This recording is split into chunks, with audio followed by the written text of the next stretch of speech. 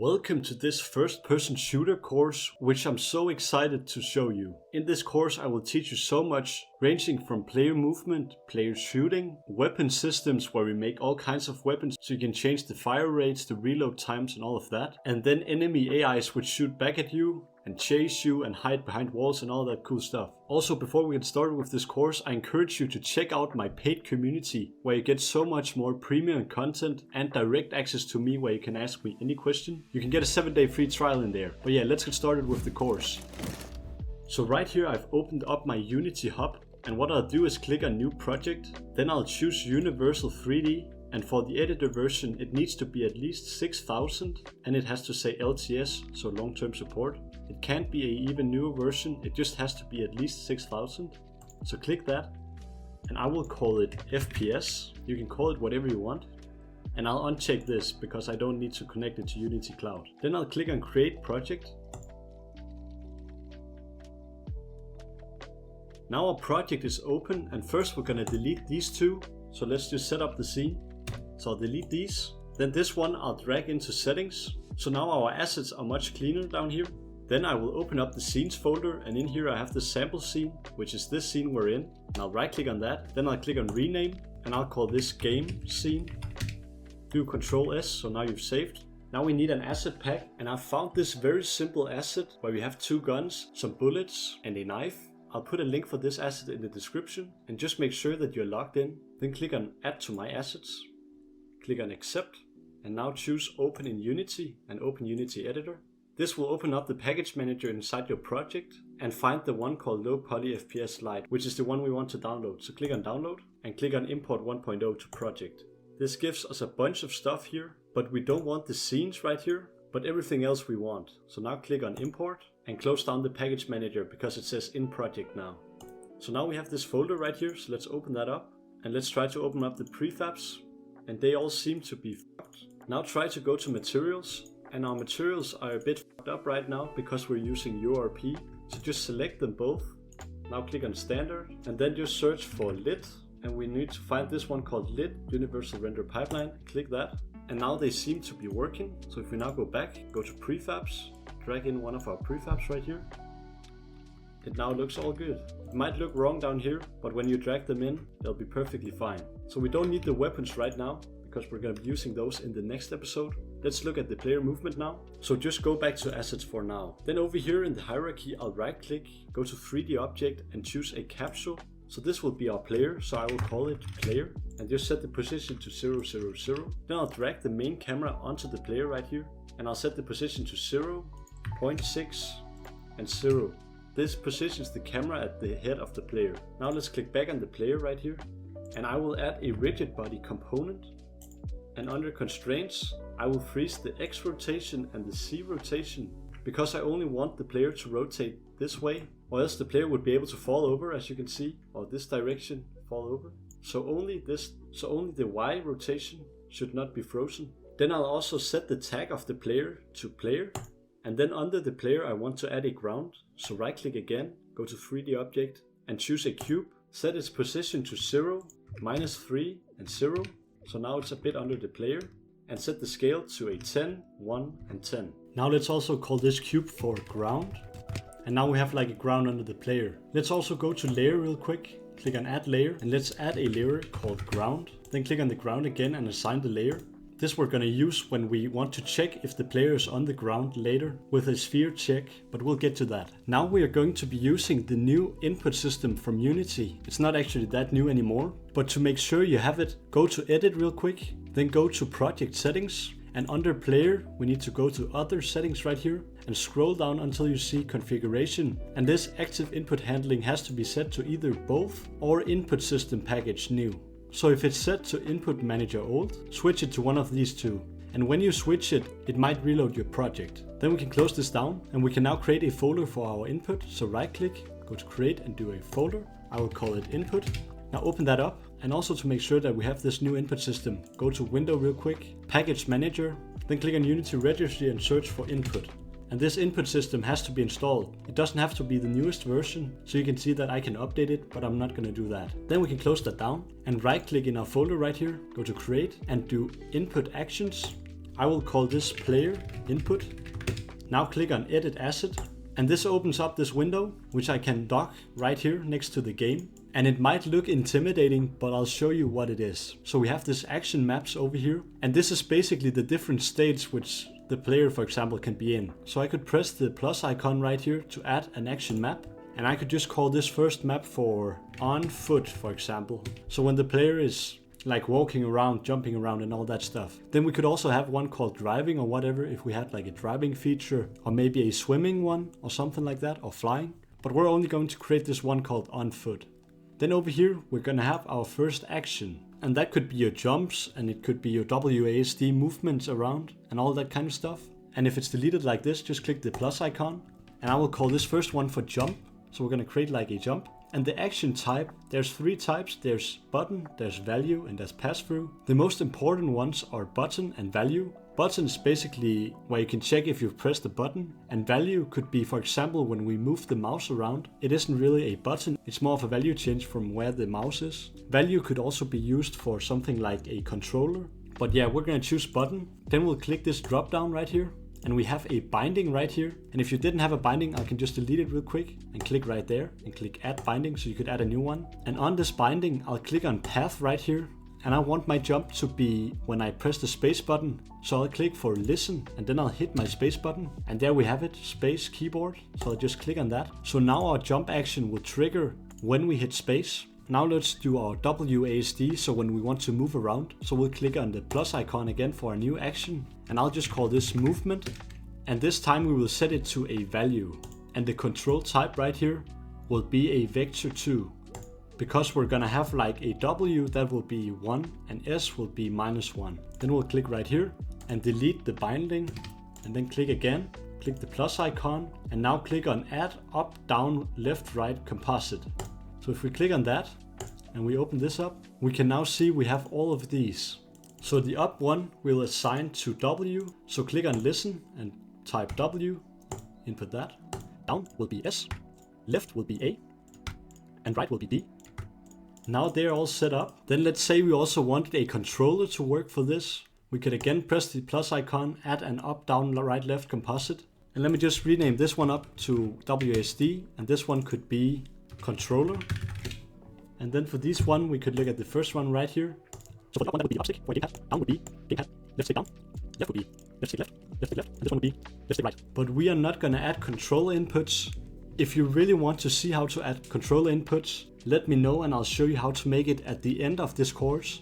So we're gonna start making it with the keyboard and mouse, and then we could add controller inputs later if a lot of people want it in the comments. So I'll just delete this. And then lastly, we want something when we look around. So let's click the plus icon again and let's add one called look. I'll also set this to a value. And then for the binding path, go to mouse, and there's this one called delta. We're gonna use that, and that will be the difference in the mouse position. So these are all the bindings we need. Now we can click on save asset right here, and then we can click on generate C# class and click apply. This will generate this C# class right next to the input right here. And now we can go back to assets. Then we can right click, go to create and do a folder, which I'm gonna call scripts. So this is where we're gonna have all our scripts. Then open that up and right click again, go to create and do a mono behavior script. I will call this player movement. Now open that up. So the first thing we need is to delete these two, so the comments. And then for this new input system to work, we're going to do using Unity Engine.input system. Then now we can add our movement settings. So we'll add a public float called move speed and a public float called jump force. And I'm going to set both of these to 5. Then we will add a public transform, which I'm gonna call ground check. And this will be a transform which we're gonna put at the player's feet, and is where we're gonna check if we are grounded. Then I'll also add a public float called ground distance. So how far we can be from the ground before we register the player to be on the ground. And I'll set this to 0.04. And then a public layer mask called ground mask, which will be the ground layer, which we assigned to the ground earlier.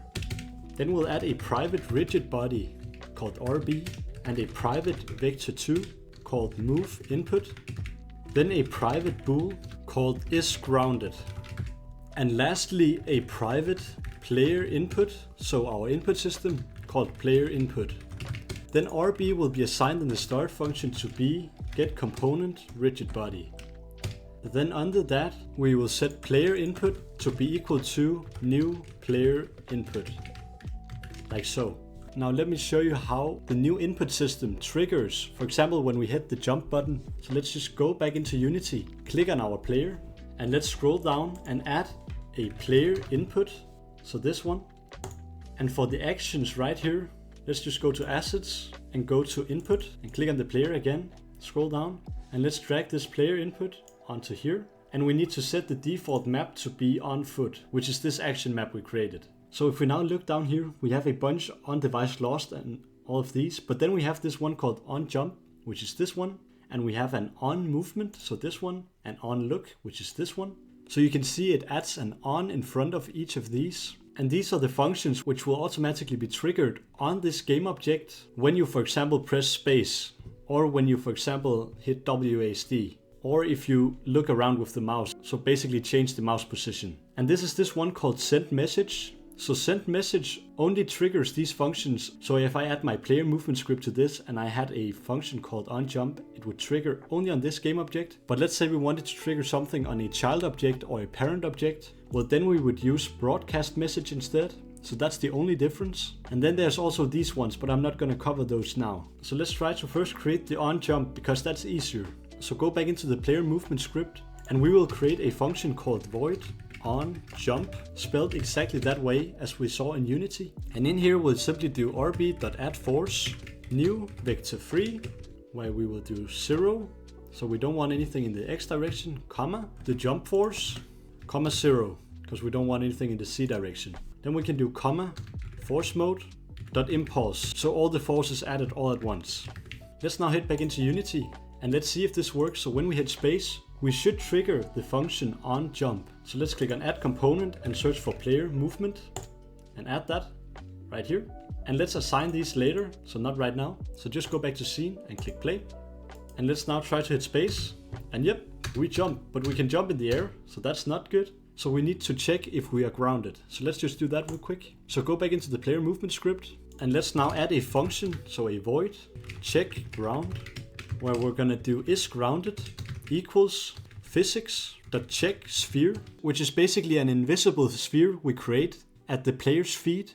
And if we have any object with the ground mask layer inside, then we will be grounded. So in here we'll simply do ground check.position. So we're going to place this sphere at this ground check position, which will be at the feet of the player.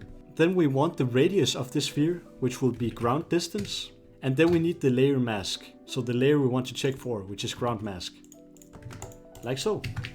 And this one we're going to call in the update function.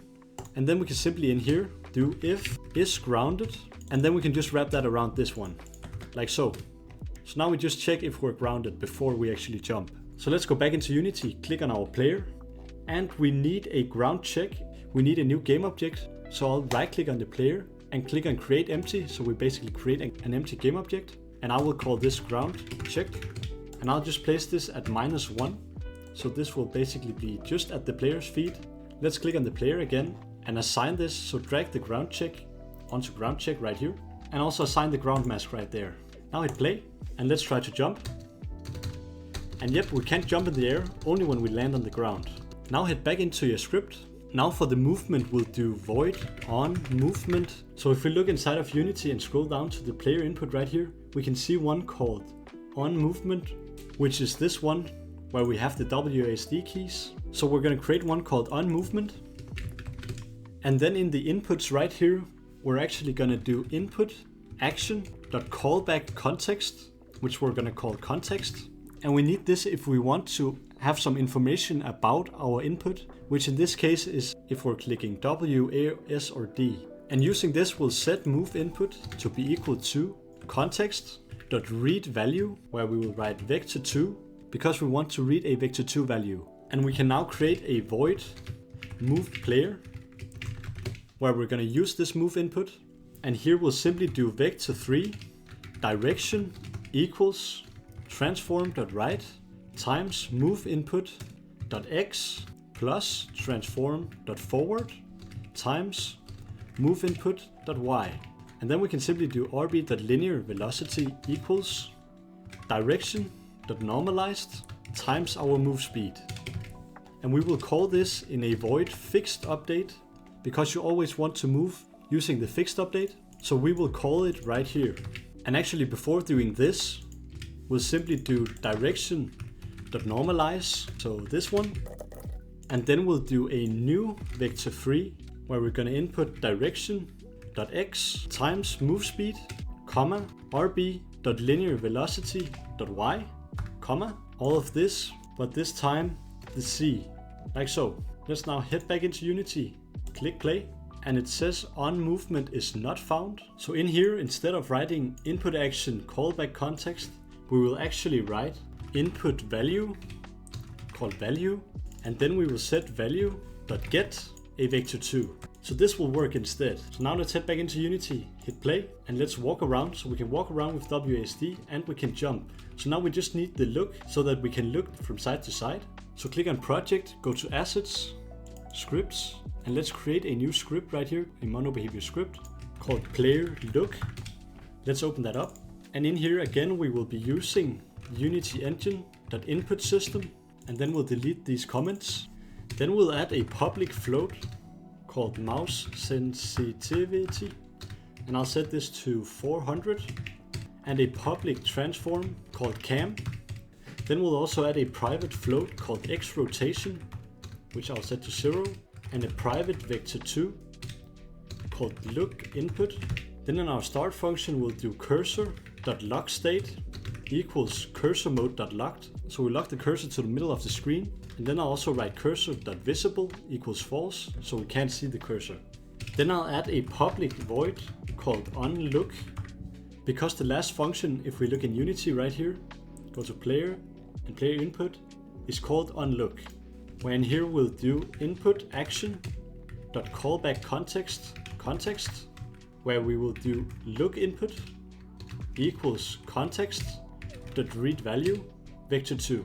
And then we'll do void handle mouse look, and this we will call in the update function right here. And in here we'll do float mouse x equals look input.x times mouse sensitivity times time.delta time.